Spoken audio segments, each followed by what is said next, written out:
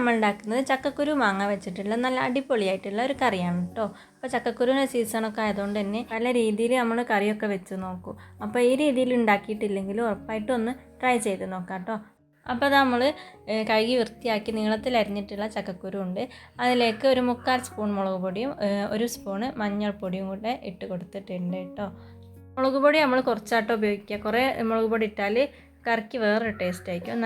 നല്ല ടേസ്റ്റ് കിട്ടണമെങ്കിൽ നമ്മൾ ഇത്രയും മുളക് പൊടി മാത്രം നമ്മൾ ഇട്ട് കൊടുക്കുക കേട്ടോ. വേവാൻ വേണ്ടിയിട്ടുള്ള വെള്ളവും ഉപ്പും കൂടെ നമ്മൾ ഒഴിച്ച് കൊടുത്തിട്ടുണ്ട്. അപ്പോൾ നമ്മളത് അടുപ്പത്ത് വെച്ചിട്ട് വേവുന്നത് വരെ നമുക്ക് വെയിറ്റ് ചെയ്യാം. അപ്പോഴേക്ക് നമുക്ക് തേങ്ങ ഒക്കെ ഒന്ന് അരച്ചെടുക്കാം. അപ്പോൾ നമ്മൾ അരമുറി തേങ്ങ എടുത്തിട്ടുണ്ട്. അതിലേക്ക് ഒരു 5 ചെറിയുള്ളി മാത്രം നമ്മൾ ചേർക്കുന്നുള്ളൂ, വേറെ ഒന്നും നമ്മൾ ചേർക്കുന്നില്ല കേട്ടോ. പിന്നെ അതിലേക്ക് കുറച്ച് അരയാൻ പാകത്തിന് വേണ്ടിയിട്ടുള്ള വെള്ളം കൂടെ ഒഴിച്ച് കൊടുത്തിട്ടുണ്ട്. ഇനി ഇത് നന്നായിട്ടൊന്ന് അരച്ചെടുക്കാം. തേങ്ങ അപ്പോൾ നന്നായിട്ട് അരച്ചെടുത്തിട്ടുണ്ട്. ഇതിൽ കുറേ വെള്ളം ഒഴിച്ചിട്ടില്ല. നമ്മൾ കറിയിലേക്ക് ഒഴിക്കുമ്പോൾ ആവശ്യത്തിനുള്ള വെള്ളം ചേർത്ത് കൊടുത്താൽ മതി കേട്ടോ. ഇനി നമ്മൾ ചക്കക്കുരു വെന്തോന്ന് നോക്കാം. പകുതി ഒന്ന് വേകുമ്പോൾ നമ്മൾ മാങ്ങ നമ്മൾ അരിഞ്ഞ് വെച്ചിട്ടുണ്ടായിരുന്നു. അപ്പോൾ അത് നമുക്ക് ഇതിലേക്ക് ഇട്ട് കൊടുക്കാം. അപ്പോൾ ഇത് ഫുള്ളായിട്ട് വെന്തിട്ടില്ല, കുറച്ചേ വെന്തിട്ടുള്ളൂ കേട്ടോ. നമ്മൾ മാങ്ങ ഇട്ട് കൊടുക്കുന്നുണ്ട്, ചെറിയ പീസുകളാക്കിയിട്ട് അരിഞ്ഞെടുത്തതാണ്. ഇതും കൂടെ നന്നായി വെന്തിട്ട് വേണം നമുക്ക് തേങ്ങ അരച്ചത് ഇതിലേക്ക് ചേർത്ത് കൊടുക്കാൻ വേണ്ടിയിട്ട്.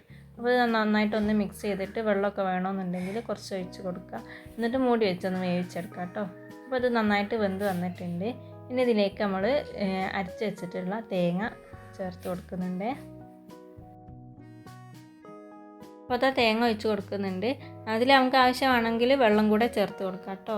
കുറച്ചും കൂടെ വെള്ളമായിട്ട് ലൂസായിട്ട് വേണമെന്നുണ്ടെങ്കിൽ കുറച്ചും കൂടി വെള്ളം ഒഴിച്ച് കൊടുത്താൽ മതി. നമ്മൾ ഈ ടൈറ്റിൽ വേണമെന്നുണ്ടെങ്കിൽ ഇങ്ങനെ തന്നെ നമുക്ക് വേവിച്ചെടുക്കാം.